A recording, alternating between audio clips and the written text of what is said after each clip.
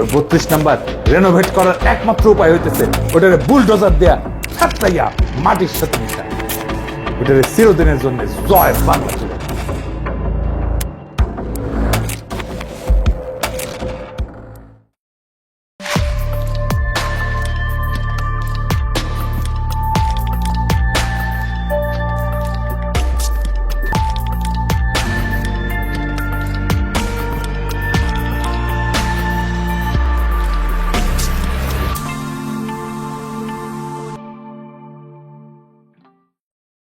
ঈদ মোবারক। বাংলাদেশের সংগ্রামী ছাত্র জনতাকে আমার অভিবাদন। ফ্যাসিবাদের আতুর ঘর ধানমন্ডি 32 নাম্বার মাটির সাথে মিশা দেওয়া হয়েছে বুলডোজার দিয়া। শুধু ধানমন্ডি 32 নাম্বার না, সারা দেশে, সিলেটে, খুলনায়, বরিশালে, নানা জায়গায় ফ্যাসিস্টদের সহযোগীদের স্থাপনা গুড়ায় দেওয়া হয়েছে। এই সপ্তাহ ধরে চলুক ফ্যাসিবাদের চিহ্ন মুছার পালা। Bangabandhu Sheikh Mujib medical university, school college মাদ্রাসায় শেখ রাসেল বা শেখ কামাল কম্পিউটার ল্যাব, সুলতানা কামাল, শেখ মুজিব, শেখ কামাল, ফজিলাতুন্নেসা মুজিব নামাঙ্কিত যে কোনো স্থাপনা, বঙ্গবন্ধু নামাঙ্কিত স্থাপনা, শেখ হাসিনা বার্ন হাসপাতাল, যেখানে শেখ পরিবারের নাম দেখবেন সেই স্থাপনার নাম ফলক সাইনবোর্ড খুলে ফেলবেন, জয় বাংলা করে দেবেন। আমি এই দিনটার স্বপ্ন দেখতাম। আমি জিটিভির লাইভে বলছিলাম আমার স্বপ্নে দেখা আগামীর বাংলাদেশে ধানমন্ডি 32 নাম্বার নাই। যেমন ধরেন আমার ইমাজিনেশনে আগামীর বাংলাদেশে আওয়ামী লীগ থাকবে না, আওয়ামী লীগ দলই থাকবে না। আগামীর বাংলাদেশে ধানমন্ডি 32 নাম্বার থাকবে না, ওইটা মাটির সাথে মিশে যাবে। আমি কয়েকদিন আগের এপিসোডে বলছিলাম এই ধানমন্ডি 32 নাম্বার গুড়ায় দিতে হবে বুলডোজার দিয়া। শুনেন, 32 নাম্বার শব্দটা একটা অভিশপ্ত শব্দ। 32 নাম্বার বাংলাদেশের ফ্যাসিবাদের আতুর ঘর।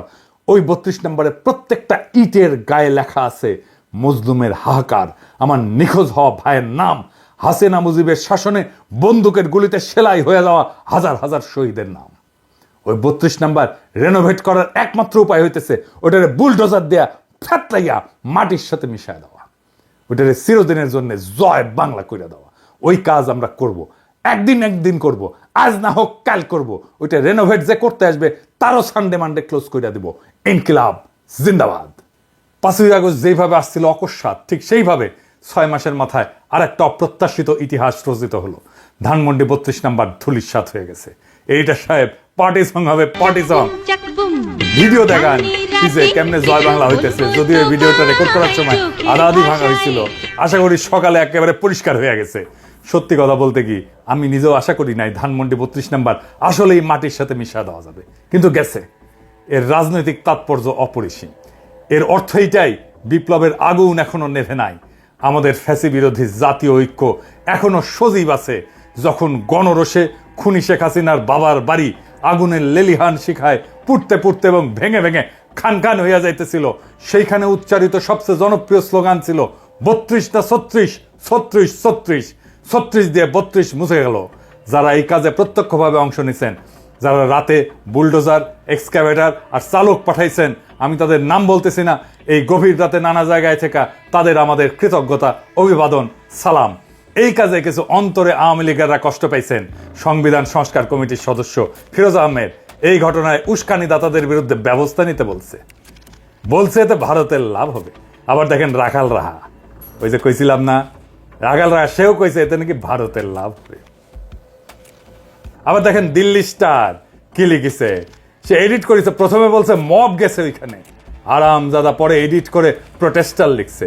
হারামজাদা আমরা মব, এরা জিন্দেগিতে ভালো হবে না, এরা 10 জনমের জাউরা ডেইলি স্টার। এরা একই সাথে আওয়ামী লীগ আর ইন্ডিয়ার লেসপেন্সার দালাল। এদেরকে বাংলাদেশের মাটি থেকে এইভাবে উচ্ছেদ না করলে বাংলাদেশের কোনো মুক্তি নাই। আর এই বামেরা, ওনাদের ধারণা ইন্ডিয়ার এজেন্সি করাইছে এইটা, এতে ইন্ডিয়ানরা লাভবান হবে। এটাই তত্ত্ব দিবে হাসিনার দলকে নির্বাচন করতে না দিলে ইন্ডিয়া লাভবান হবে, হাসিনাকে নির্বাচন করতে না দেওয়াটা ইন্ডিয়ান প্ল্যান, হাসিনার বিচার করলে ইন্ডিয়া লাভবান হবে। এমনকি ভাঙার সময় নারায় তকবীর বলে ধ্বনি দিছে, তাতেও নাকি ইন্ডিয়ার লাভ হবে। এরাই বলেছিল এই পুন্দে আলোর ডেইলি স্টারের সামনে জিয়াফতে ইন্ডিয়ার লাভ হবে। মানে যা কিছু আপনার শক্তির প্রকাশ, যা কিছু আপনার আইডেন্টিটি, যা কিছু আপনার রাজনীতি, সেটাই ইন্ডিয়ার লাভ হবে বলে থামায় দেওয়ার চেষ্টা করা হয়। প্রফেসর ইউনূসের আয়না ঘরে যাইতে দেয় না আর্মি। সরকারের এই ক্ষমতাহীনতা কার জন্য হয়েছে? এইসব সুশীলদের জন্য, এইসব বামেদের জন্য, এইসব ইন্ডিয়া প্রেমীদের জন্য। এখন এরা কান্নাকাটি করে, ধানমন্ডি 32 নম্বর গুড়ায় দেওয়ার এই ঘটনা প্রফেসর ইউনূসের সরকারের শক্তি বাড়াইছে, ছাত্রদের শক্তি বাড়াইছে। আমরা আবার জুলাই আগস্ট বিপ্লবের শক্তিকে সংহত করতে পারছি।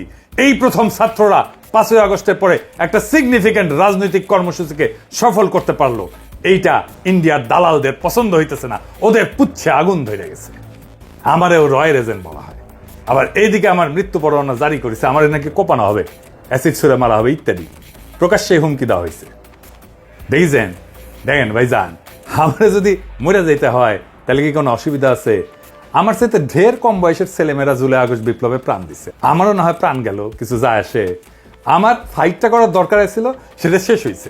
এই ফাইটটা দিব জন্য প্রাণ বাঁচাইতে পালাইছিলাম। এখন প্রাণ জান থাকলেই কি না থাকলেই কি, ভয় দেখায় আমরা থামানো যাবে না। তবে ওরা কিন্তু পারে। বাসন্তীর জাল পরা ছবি যে তুলছিল না ফটোগ্রাফার আফতাব সাহেব, অনেক দিন পরে তার অ্যাপার্টমেন্টে কুপায় মারছে। মেজর বজলুল হুদার ভাগ্নিরে গাড়ি চাপা দিয়ে মারছে। শুধু তো আওয়ামী লীগ না, সাথে আছে ইন্ডিয়া। ওরা নানা শয়তানি করার চেষ্টা করবে। হাত থাকলে কিছুই করতে পারবে না, আর না থাকলে কিছু কইরাও লাভ নাই, বুঝছাও। তাই ফিয়ামানিল্লাহ, দোয়া করবেন। এইবার দেখে নেই গতকাল সকালে কোন বার্তা দিছিলাম এই ঘটনা ঘটার আগে, শুনেন। আসসালামু আলাইকুম। আজ রাত 9টায় গণহত্যাকারী, খুনি, নির্লজ্জ ফ্যাসিস্ট হাসিনা ছাত্রদের উদ্দেশ্যে বক্তব্য দেওয়ার খায়েশ করেছে। এই স্পর্ধার জবাব দিতে হবে। এই স্পর্ধার জবাব দেব আমরা ধানমন্ডি 32 নাম্বার গুড়িয়ে দিয়ে। যেই মুহূর্তে সে বক্তব্য দেওয়া শুরু করবে সেই মুহূর্তে আপনারা দলে দলে আসবেন, ধানমন্ডি 32 নাম্বারে বুলডোজার নিয়ে আসবেন। বুলডোজার না পাওয়া গেলে হাতুড়ি শাবল গাইতি নিয়ে আসবেন। ধানমন্ডি 32 নাম্বার আজ থেকে আর থাকবে না। ইতিহাসের দায় মোচন করবেন। ফ্যাসিবাদের আতুর ঘর নিশ্চিহ্ন করতে আসবেন। গান গাইতে গাইতে আসবেন, স্লোগান দিতে দিতে আসবেন, সন্তানের হাত ধরে আসবেন। মুখে হাসি আর বুকে প্রতিরোধের আগুন নিয়ে আসবেন। ফ্যাসিবাদের ধ্বংসস্তূপের উপরে ছাত্র জনতার বিজয় নিশান উড়াতে আসবেন। আজ রাত 9টায় সেই ইতিহাস রচিত হোক। আবু সাইদ, মুগ্ধরাও আসবে আপনাদের দেখানো পথে। আসেন, অসমাপ্ত কাজ আজ আমরা সম্পাদন করি, ইতিহাসের দায় মোচন করি। ধানমন্ডি 32 নাম্বার থাকবে না। ছাত্র জনতা ঐক্য জিন্দাবাদ, ইনকিলাব জিন্দাবাদ। এই মুহূর্তে প্রফেসর ইউনূসের সরকারের দরকার তার ক্ষমতাকে সংহত করা। বিপ্লবের শক্তি সংহত করছে তার শক্তিকে, প্রফেসর ইউনূস তার ক্ষমতাকে সংহত করবেন। ওনাকে নির্দেশনা দিতে হবে, সকল সরকারি দপ্তর থেকে মুজিবের ছবি নামায় ফেলতে হবে। সেনাপ্রধানের দপ্তর সহ আমরা দেখছি সেনাপ্রধানের দপ্তরে মুজিবের ছবি পিছনে এখনো জল করতেছে। যে আয়নাঘর ভিজিট করতে পারেন নাই প্রফেসর ইউনূস, সেই আয়নাঘরে অবিলম্বে ভিজিটে যাইতে দিতে হবে।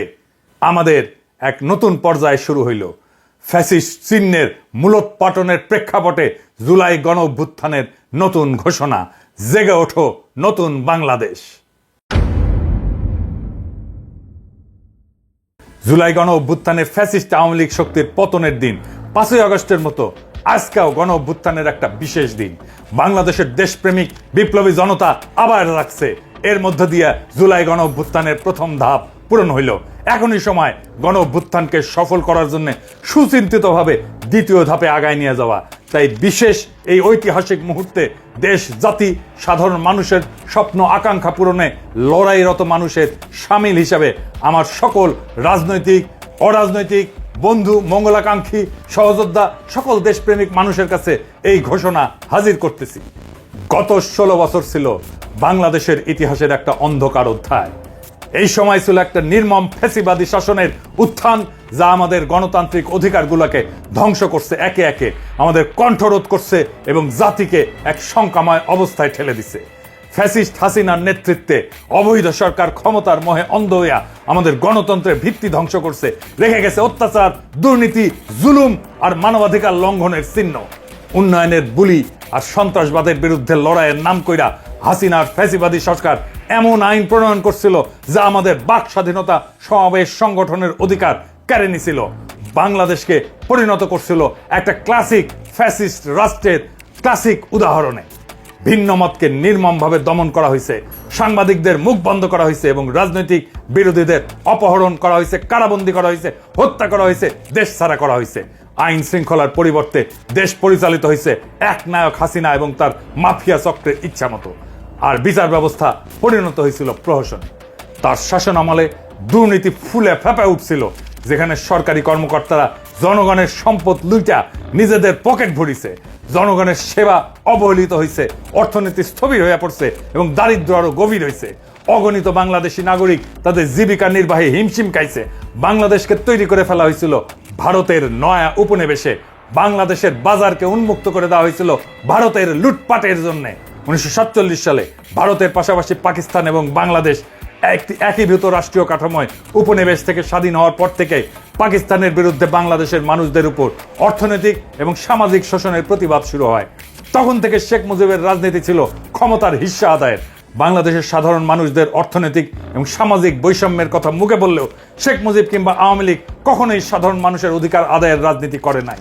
তারা সবসময় ক্ষমতা চাইছে, পাকিস্তানি কর্তৃপক্ষের বদলে নিজেরা বাংলাদেশের মানুষের উপরে শোষণ চালানোর মালিকানা চাইছে। সেই জন্য শেখ মুজিব বারবার ক্ষমতা বসতে চাইছে। 1971 সালে বাংলাদেশের সাধারণ মানুষ যখন অর্থনৈতিক, সামাজিক এবং বৈষম্য অবসানের জন্য, নিজেদের মানবিক অধিকার প্রতিষ্ঠার জন্য, সাম্যের জন্য মুক্তিযুদ্ধে অংশগ্রহণ করে, তখন আওয়ামী লীগরা ভারতে বৈশা পাকিস্তানিদের হটায় নিজেরা ক্ষমতা বসার নীল নকশা তৈরি করে ভারতের সাথে বৈশা। স্বাধীনতার পরপর আওয়ামী লীগ তাই করে। বাংলাদেশে পাকিস্তানি স্বৈরাচার যা করছিল, পাকিস্তানি স্বৈরাচারের পরিবর্তে আওয়ামী স্বৈরাচার কায়েম হয়। আওয়ামী নির্যাতন, শোষণ, খুন, রাজধানী ধর্ষণ, লুটতরাজে পাকিস্তান আমলের চেয়ে খারাপ অবস্থা তৈরি হয়। মুক্তিযুদ্ধের সুফল মানুষ ভোগ করতে পারে নাই। ফলে মুক্তিযুদ্ধকে ব্যর্থ করার মূল হোতা হলো আওয়ামী লীগ নিজেই। আওয়ামী লীগ হলো মুক্তিযুদ্ধকে নস্যাৎ করার মূল শক্তি। 1971-এর আসল রাজাকার, অথচ জোর কইরা ইতিহাস লিখে মানুষের গলা টিপে ধরা এতদিন ধরে নিজেকে মুক্তিযুদ্ধের পক্ষের শক্তি, মুক্তিযুদ্ধের মালিক হিসেবে চালায় আসছে। 2009 সালে ক্ষমতায় আসার পর আওয়ামী লীগের ভয়ঙ্কর দানব চেহারা আবার বাইর হয়ে পড়ে।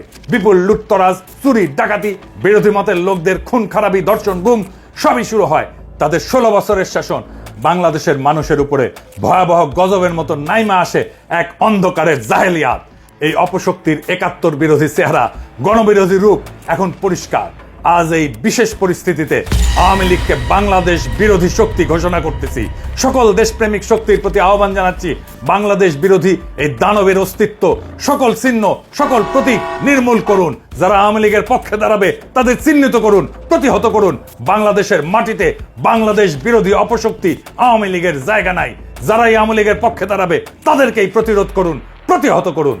গণহত্যাকারী ফ্যাসিস্ট হাসিনা ও তার শাসনের যাবতীয় রাষ্ট্রযন্ত্র, বর্তমান প্রশাসন, সেনা, পুলিশ, বিভিন্ন সরকারি সংস্থায় ঘাপটি মেরে বসে থাকা দেশদ্রোহী আওয়ামী দালাল 2024-এর গণ অভ্যুত্থান নস্যাৎকারী দুর্বৃত্তদেরকে চিহ্নিত করার নিমিত্তে ট্রুথ অ্যান্ড রিকনসিলিয়েশন কমিশন গঠন করতে হবে এবং তার মাধ্যমে সেসব অপরাধীদের বিচার এবং শাস্তি নিশ্চিত করতে হবে। অতি সত্বর সংবিধানের মূলনীতির প্রশ্নে গণভোটের আয়োজন করতে হবে এবং সব স্টেক হোল্ডারদের সাথে আলাপ আলোচনা কইরা এসব কাজ করার উপযোগী সরকার গঠনের জন্য ডাক দিতে হবে।